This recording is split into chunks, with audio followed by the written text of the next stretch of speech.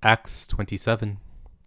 When it was determined that we should sail for Italy, they delivered Paul and certain other prisoners to a centurion named Julius, of the Augustan band.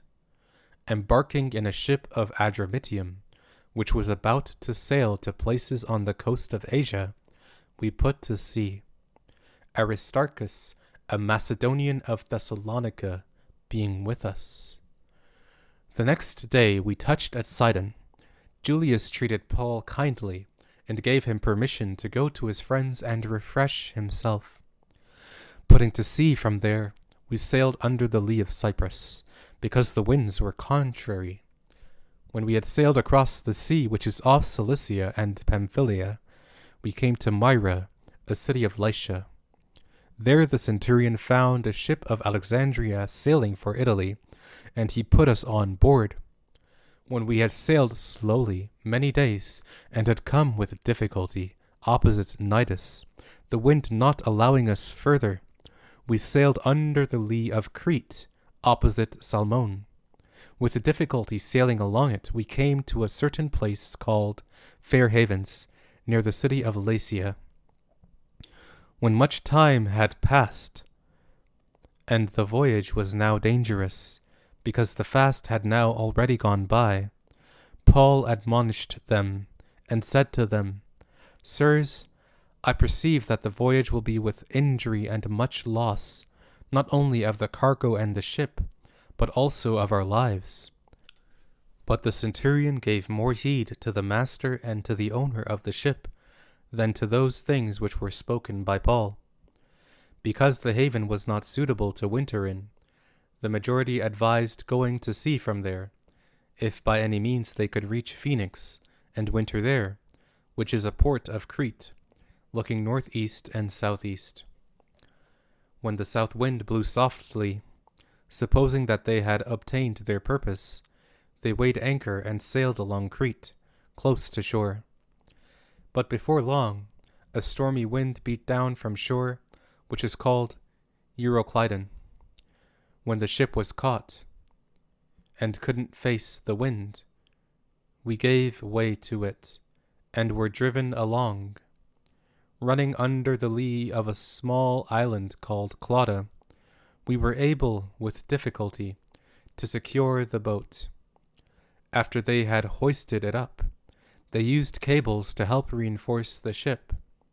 Fearing that they would run aground on the Syrtis sandbars, they lowered the sea anchor, and so were driven along. As we labored exceedingly with the storm, the next day they began to throw things overboard. On the third day, they threw out the ship's tackle with their own hands. When neither sun nor stars shone on us for many days, and no small storm pressed on us, all hope that we would be saved was now taken away.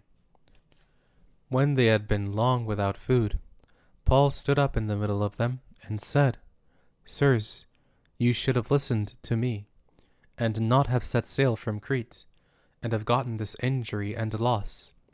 Now I exhort you to cheer up, for there will be no loss of life among you, but only of the ship.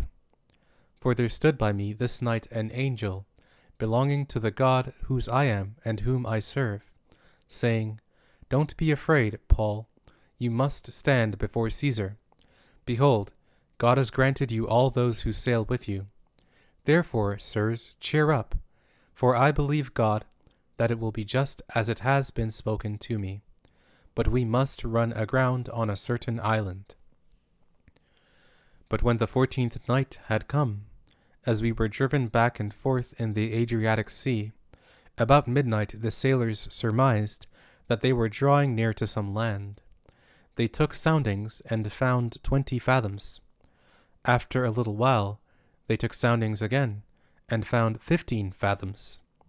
Fearing that we would run aground on rocky ground, they let go 4 anchors from the stern, and wished for daylight.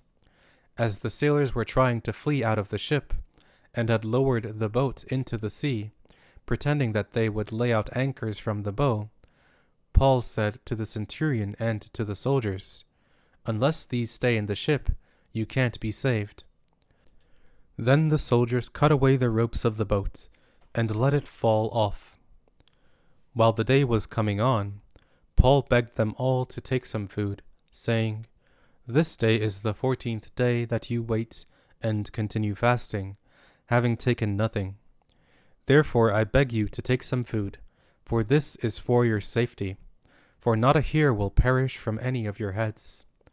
When he had said this, and had taken bread, he gave thanks to God in the presence of all, and he broke it, and began to eat. Then they all cheered up, and they also took food. In all, we were 276 souls on the ship. When they had eaten enough, they lightened the ship, throwing out the wheat into the sea. When it was day, they didn't recognize the land, but they noticed a certain bay with a beach, and they decided to try to drive the ship onto it. Casting off the anchors, they left them in the sea, at the same time untying the rudder ropes. Hoisting up the foresail to the wind, they made for the beach, but coming to a place where two seas met, they ran the vessel aground. The bow struck and remained immovable, but the stern began to break up by the violence of the waves.